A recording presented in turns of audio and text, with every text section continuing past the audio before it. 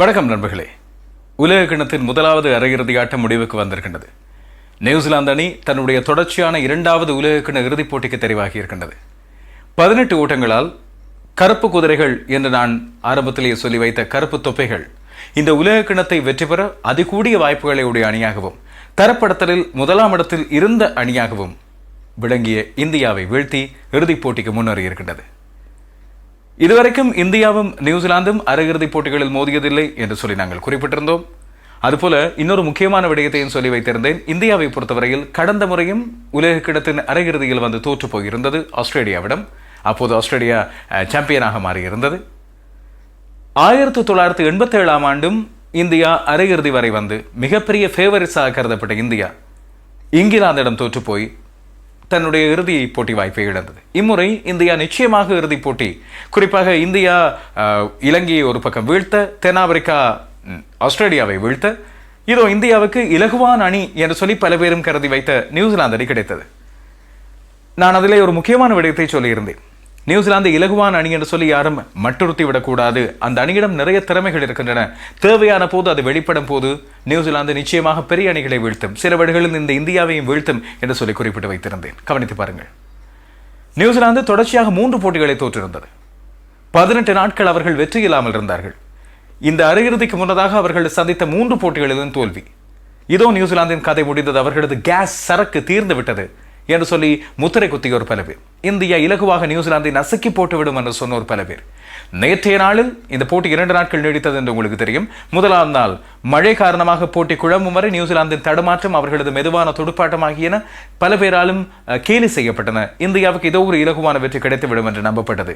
இன்னொரு பக்கம் மழை வந்து முற்றுமுழுதாக போட்டி கைவிடப்பட்டாலும் இந்தியாவுக்கு தான் வாய்ப்பு. டக்வர்த் லூயிஸ் ஸ்டெயின் முறை பயன்படுத்தப்பட்டாலும் கூட, மழை விதி இங்கே பிரயோகிக்கப்பட்டாலும் கூட, போட்டி நிறுத்தப்படும் ஒரு கணத்திலே இந்தியாவுக்கு சவாலான இலக்கு வழங்கப்பட்டாலும் கூட இந்தியா இலகுவாக இந்த இலக்கை தாண்டும். காரணம், இந்தியாவின் துடுப்பாட்ட ஃபோம் அத்தகையதாக தென்பட்டது. எனவே இந்தியாவுக்கு ஏதோ இறுதிப் போட்டி என்று சொல்லி யோசித்த பல பேருக்கும் நியூசிலாந்து கொடுத்தது மிகப்பெரிய ஒரு அதிர்ச்சி. இதிலே கேன் வில்லியம்சனின் தலைமைத்துவம், நியூசிலாந்தின் அணுகுமுறை, அந்த நிதானம், அவர்கள் காட்டிய பொறுமை, இது போல அவர்கள் காட்டிய பலம், இத்தனை விஷயங்களும் சேர்ந்துதான் நியூசிலாந்து இறுதிப் போட்டிக்கு அழைத்துக் கொண்டு போயிருக்கிறது. இம்முறை இறுதிப் போட்டி சில வேளைகளில் சோபை இழந்து போகலாம் என்று சொல்லி நீங்கள் கருத இடம் உண்டு. காரணம், இந்தியாவின் துடுப்பாட்ட வலிமையும் பும்ரா போன்றோரின் பந்துவீச்சு வலிமையும் அத்தகையதாக இருந்தது. இந்தியா தன்னுடைய வலிமையை முழுக்க முழுக்க திடப்படுத்தி காட்டியிருந்தது. முதல் சுற்று போட்டிகளில் ஒரே ஒரு போட்டியில் மட்டும் இந்தியா தோற்று போனது. அதுவும் இந்தியா வேண்டுமென்றே தோற்றதாக இன்னமும் பேச்சுக்கள் இருக்கின்றன. இந்தியா தனக்கு தேவையில்லாத ஒரு அணியை வெளியேற்றி தங்களுக்கு தேவையான, இல்லாவிட்டால் தங்களுக்கு இலகுவான அணி என்று சொல்லி கருதக்கூடிய அணியொன்றை உள்வாங்குவதற்காக செய்த யுக்தி என்று சொல்லி இன்று வரை சொல்லப்படுகிறது. அப்படியாக இருந்தால் அது தன்வினை தன்னை சுற்றிருக்கிறது என்றுதான் நாங்கள் சொல்ல வேண்டும். இதிலே இந்த கர்மா விதி போன்ற விஷயங்கள் நான் பெரிதாக நம்பிக்கை கொள்வதும் கிடையாது. ஆனால் சில விஷயங்களை பார்க்கும்போது இந்த கர்மா ஏதோ ஒரு விதத்தில் சுழன்று சுழன்று வந்திருக்கிறது என்று சொல்லி நாங்கள் பார்க்கலாம். ஓல்ட் ட்ராஃபர்ட் மான்செஸ்டர் மைதானத்தில் முதல் நாள் மழை போட்டியை இடைநடுவே நிறுத்தியது. அந்த வேளையில் போட்டி தொடர்ந்து நடந்திருந்தால் சில வேளைகளில் அப்பொழுது இந்தியா பந்துவீச்சில் காட்டிய அந்த உத்வேகத்தை துடுப்பாட்டத்திலும் அவர்கள் காட்டக்கூடிய ஒரு உணர்வு, ஒரு வைப்ஸ் ஒன்று கடத்தப்பட்டிருக்கும், இந்தியா வென்றிருக்கலாம். இன்றைய நாளில் மழை பெய்யும், மழையின் குறுக்கீடுகள் இருக்கும் என்று சொல்லி தகவல் சொல்லப்பட்டது, ஆறுடன் கணிக்கப்பட்டது. வானிலை அவதானிப்பாளர்களும் அதைத்தான் சொல்லியிருந்தார்கள். ஆனால் மழை வரவே இல்லை. மைதானத்தின் தன்மை நேற்றை விட கொஞ்சம் மெதுவாகி போனது இன்றைய நாளில் மழை பெய்ததன் காரணமாக. அதுபோல இந்தியா இங்கிலாந்திடம் வேண்டுமென்றோ இல்லாவிட்டால் தற்செயலாக தோற்று போன போது சில மாற்றங்கள் நிகழ்ந்தன. சில அணிகளுக்கு வர வாய்ப்பு இல்லாமல் போனது, குறிப்பாக பாகிஸ்தான்.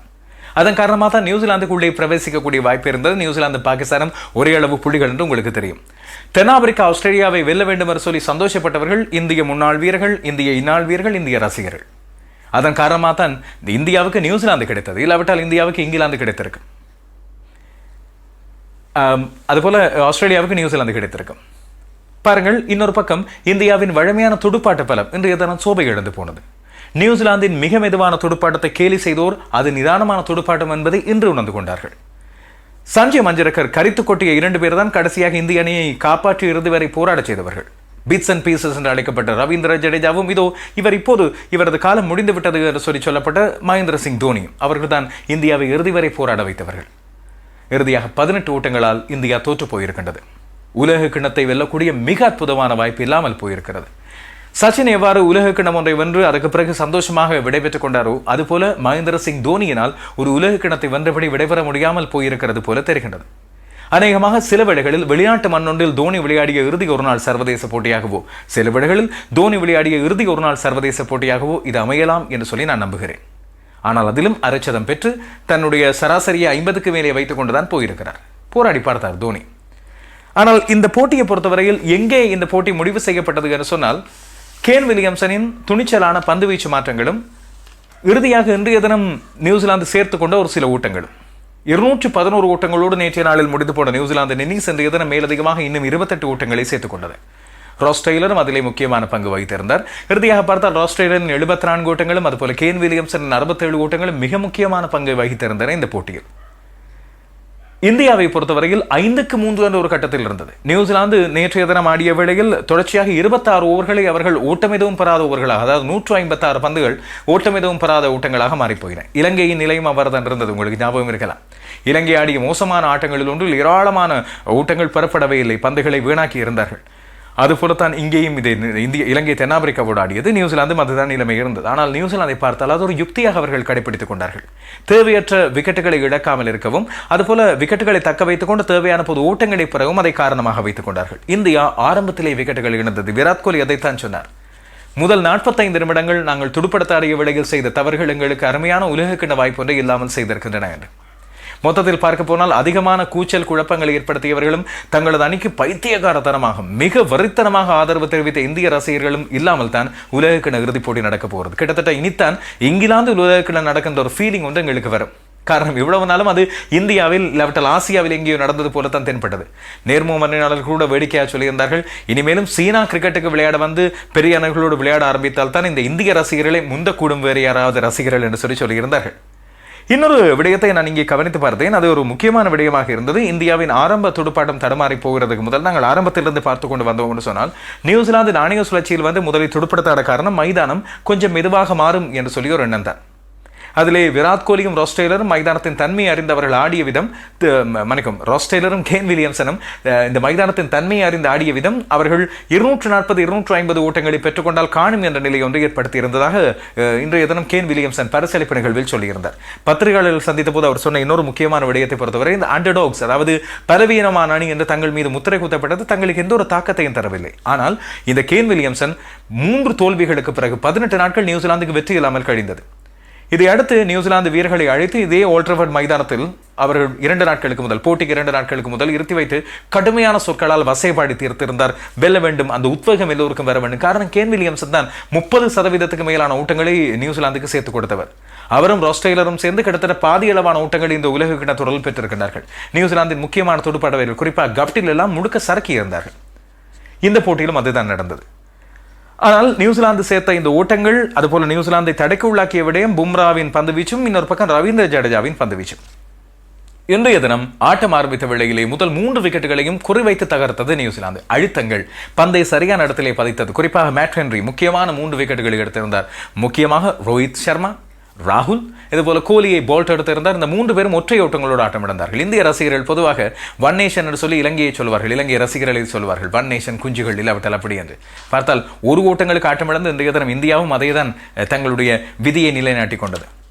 தினேஷ் கார்த்திகை ஆட்டம் இழக்க செய்திருந்தார் மேட் ஹென்றி, அவர் தான் போட்டியின் சிறப்பாட்டுக்காரர். ஆனால் என்னை பொறுத்தவரையில் ரவீந்திர ஜடேஜாவுக்கும் இந்த விருதை கொடுத்திருக்கலாம். பாருங்கள், ஜடேஜாவை பாருங்கள், 10 ஓவர்களில் 34 ஓட்டங்களுக்கு 1 விக்கெட். மிகச் சிறப்பாக மிக குறைந்த அளவு ஓட்டங்களை கொடுத்தவர் அவர்தான். 2 பிடிகள், ஒரு ரன்அவுட் முறை மூலமான ஆட்டம் இழப்பு. அற்புதமாக ஓட்டங்கள் நிறைவேற்றி நிறுத்தியிருந்தார். 8ஆம் இலக்கத்தில் வந்து 59 பந்துகளில் 78 ஓட்டங்கள், 4 சிக்ஸர்கள். நியூசிலாந்து மொத்தமாகவே சேர்த்தது 1 சிக்ஸர். ரவீந்திர ஜடேஜா மட்டும் 4 சிக்ஸர்கள். அற்புதமான ஆட்டம். தோல்வியுற்ற அணியில் இடம்பெற்றதுதான் அவருக்கு பாவம் துரதிஷ்டமாக மாறி போனது. விராட் கோலி இன்றைய தினம் 1 ஓட்டத்தோடு ஆட்டம் இழந்ததற்கு முதல் ரோஹித் சர்மா ஆட்டம் இழந்தார் இல்லையா? சச்சின் டெண்டுல்கரின் சாதனை இன்றும் தப்பித்துக் கொண்டது. ஆனால் வார்னர் இருக்கின்றார். அடுத்த 2வது அரையிறுதி போட்டியில் சில வேளைகள் அவர் சச்சினை முந்திக் கொள்ளக்கூடும். அதுபோல் ரோஹித் சர்மாவை முந்தி இந்த உலக கிண்ண தொடரில் கூடுதலான ஓட்டங்களை பெற்றவராக அவர் மாறிவிடக்கூடும். கேன் வில்லியம்சனும் நேற்றைய இன்னிங்ஸின் போது 500 ஓட்டங்களை இந்த உலக கிண்ண தொடரில் கடந்திருந்தார். விராட் கோலியை பாருங்கள், ரோஹித் சர்மா இந்த 5 சதங்களோடு அவர் விலகி செல்ல வேண்டி இருக்கின்றது. 5 சதங்களில் இன்றைய தினம் ஒரு அரைச்சதமாவது பெற்றிருந்தால் இந்தியாவுக்கு உதவி இருக்கக்கூடும். விராட் கோலி இன்றைய தினமும் 1 ஓட்டத்தோடு ஆட்டம் இழந்தார். அதுவும் இடதுகை பந்து வீச்சாளரான ட்ரெண்ட் போல்ட்டின் பந்து வீச்சில். அவருக்கு எப்போதும் அரையிறுதிப் போட்டிகளில் இதுவே நடந்திருக்கிறது. 2011 இந்தியா வென்ற அரையிறுதிப் போட்டி பாகிஸ்தானுக்கு எதிராக வஹாப் ரியாஸின் பந்துவீச்சில் 9 ஓட்டங்களோடு ஆட்டமிழந்தார். 2015 இந்தியா தோற்றது, தொடர்ச்சியாக வென்று கொண்டு வந்து இந்தியா தோற்று போனது ஆஸ்திரேலியாவிடம். மிச்சல் ஜான்சனின் பந்து வீச்சில் ஒரு ஓட்டத்தோடு ஆட்டமிழந்தார். இன்றும் ஒரு ஓட்டத்தோடு ஆட்டமிழந்திருக்கின்றார். அதுவும் இடது கை பந்து வீச்சாளர் ட்ரெண்ட் போல்ட். இது விதியா சதியா என்று தெரியவில்லை. ஆனால் 2017 சாம்பியன்ஸ் டிராபி இறுதிப் போட்டியிலும் விராட் கோலி ஆட்டமிழந்தது முகமது அமீரின் இடது கை பந்து வீச்சிலே தான். இந்த முக்கியமான விக்கெட்டுகள் சரிக்கப்பட்ட பிறகு 24 ஓட்டங்களுக்கு 4 விக்கெட்டுகள், அதுக்கு பிறகு கொஞ்சம் போராடி பார்த்த பாண்ட் ஆட்டமிழந்தார், பாண்டி ஆட்டமிழந்தார்.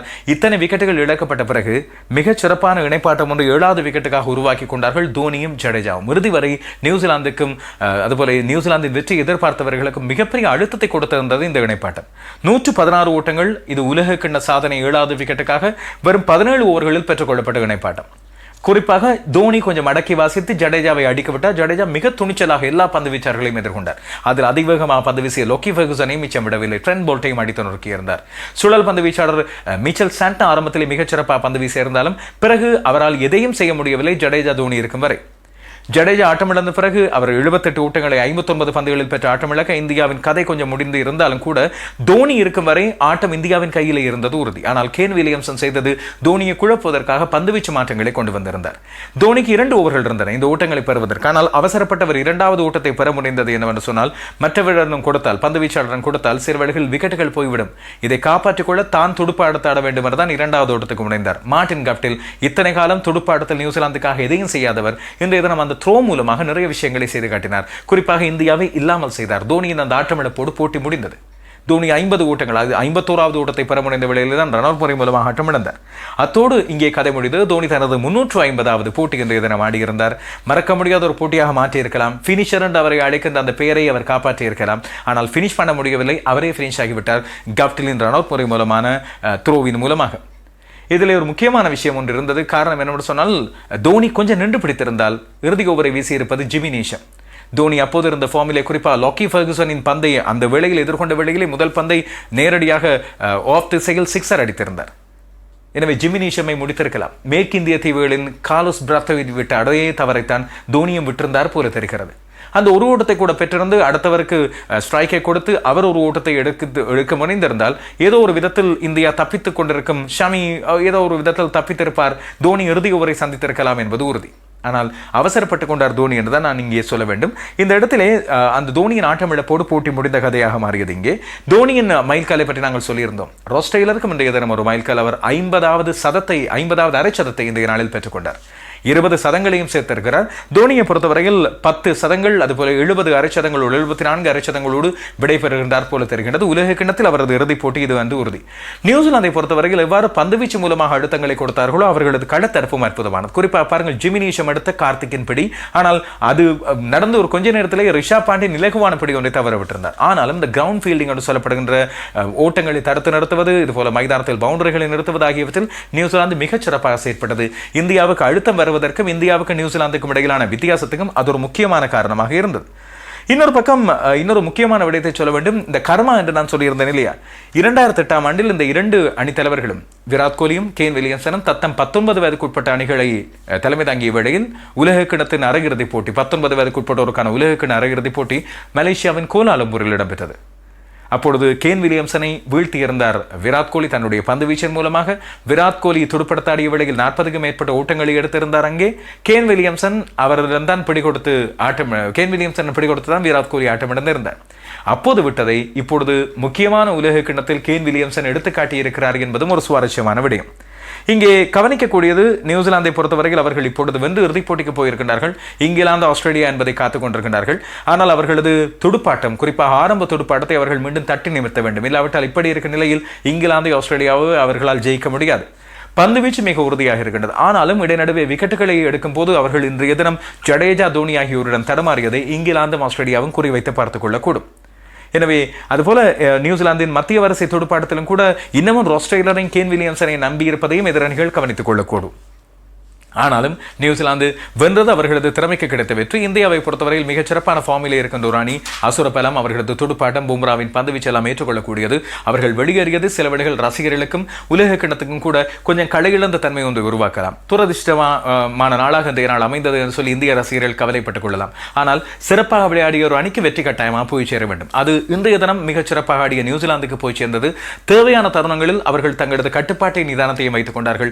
இந்தியாவின் துடுப்பாட்ட வீரர்கள் தடமாறியது, வழமையாக அவர்கள் ஸ்விங் ஆகின்ற ஆடுகளங்களில் தடமாறுவது தொடர்ந்து இருக்கிறது. என்னதான் புதிய அணி, கோலியின் தலைமையில் ரவிசாஸ்திரி புதிய அணி ஒன்றை உருவாக்கி இருக்கிறேன், இதில் புதிய வீரர்கள் வந்து அணிக்கு தெம்பு கொடுத்திருக்கின்றார்கள் என்று சொன்னாலும் இன்றைய தினம் இந்தியா தனது வாய்ப்புகளை பயன்படுத்தவில்லை.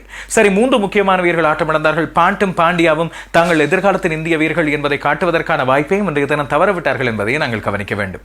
தோனி, ஜடேஜா ஆகிய 2 பேரும் தங்களது மீதான விமர்சனங்களுக்கு பதில் சொல்லி இருந்தாலும் முற்றுமுழுதாக வெற்றியை நோக்கி அழைத்துச் செல்ல முடியாமல் போனது இங்கே கவனிக்கக்கூடியது. எனவே சச்சினின் சாதனை இப்போது தப்பித்துக் கொண்டது. இந்தியாவும் இந்திய ரசிகர்களும் நியூசிலாந்து அரையிறுதிப் போட்டிக்கு விரும்பியிருந்தார்கள். தாங்கள் இறுதிப் போட்டிக்கு செல்ல வழி இலகுவாக அமையும் என்று சொல்லி அதுவும் இங்கே தவறவிடப்பட்டது. ஆனால் சஞ்சய் மஞ்சரக்கரின் கேள்விகளுக்கு ஜடேஜா தான் பிட்ஸ் அண்ட் பீசஸ் மட்டுமல்ல, வென்று கொடுக்கக்கூடிய மேட்ச் வினர் என்பதை நிரூபித்து காட்டியிருக்கின்றார். போட்டியின் சிறப்பாட்டக்கார விருதையாவது அவருக்கு கொடுத்திருக்கலாம். இந்தியாவுக்கும் இந்திய ரசிகர்களுக்கும் சின்ன ஒரு ஆறுதல் வெற்றியாக அமைந்திருக்கும் என்பது உறுதி. எனவே 2023 வரை இந்தியா தங்களுடைய உலக கிண்ண கனவோடு காத்திருக்க வேண்டும். அவர்களது தரப்படுத்தலின் முதலிடமும் இப்பொழுது பெரிய புள்ளி வித்தியாசத்தில் விலகி இருக்கும் என்பது உறுதி. நியூசிலாந்துக்கு வாழ்த்துக்களை சொல்லிக் கொள்வோம். இந்திய அணியின் ரசிகர்களுக்கு ஆறுதல்களை சொல்லிக் கொள்வோம். எங்களுக்கும் இந்த ஃபீலிங் எப்படி என்று சொல்லி தெரியும். ஆனால் நியூசிலாந்தை பொறுத்தவரை இலங்கை ரசிகர்கள் பெருமையோடு சொல்லிக் கொள்ளக்கூடிய விடயம், 2 தடவைகள் அரையிறுதியில் நியூசிலாந்தை இலங்கை அணி வீழ்த்தி இருக்கின்றது. 2007 2011 இந்தியா இம்முறை அரையிறுதியில் தோற்று போய் வெளியேறியிருக்கிறது. பார்க்கலாம், 2வது அரையிறுதி நாளைய தினம் இடம்பெறும் வேளையில் இங்கிலாந்தா ஆஸ்திரேலியாவா அதில் வெற்றி பெற்று இந்த நியூசிலாந்து அணியை சந்திக்கும் என்பதை அவதானிப்போம். கேன் வில்லியம்சனின் அணிக்கும் அவரது தலைமைக்கும் தனித்து நின்று போராடக்கூடிய அவரது துடுப்பாட்ட திறமைக்கும் எங்களுடைய வாழ்த்துக்களையும் சொல்லிக்கொள்ள வேண்டும்.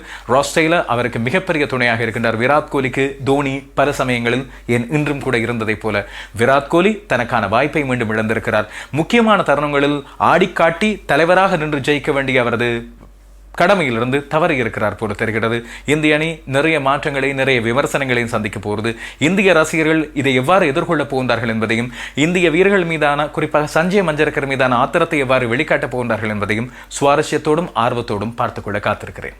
உங்களது கருத்துக்களையும் பகிர்ந்து கொள்ளுங்கள். இந்த தோல்விக்கான முக்கியமான காரணம் என்ன? நான் சொன்ன கருத்துக்களோடு உடன்படுகின்றீர்களா? இல்லாவிட்டால் நியூசிலாந்தின் வெற்றிக்கான முக்கியமான காரணம் என்று நீங்கள் கருதுவது எது? அப்படியான விஷயங்களையும் கீழே கருத்தாக பகிர்ந்து கொள்ளலாம். அடுத்த காணொலியில் விரைவிலேயே சந்திக்கலாம். ஆஸ்திரேலியா இங்கிலாந்து அணிகளுக்கு இடையிலான ஆஷஸ் அரையிறுதி பற்றிய தகவலோடு உங்களை சந்திக்கிறேன். வணக்கம் நண்பர்களே.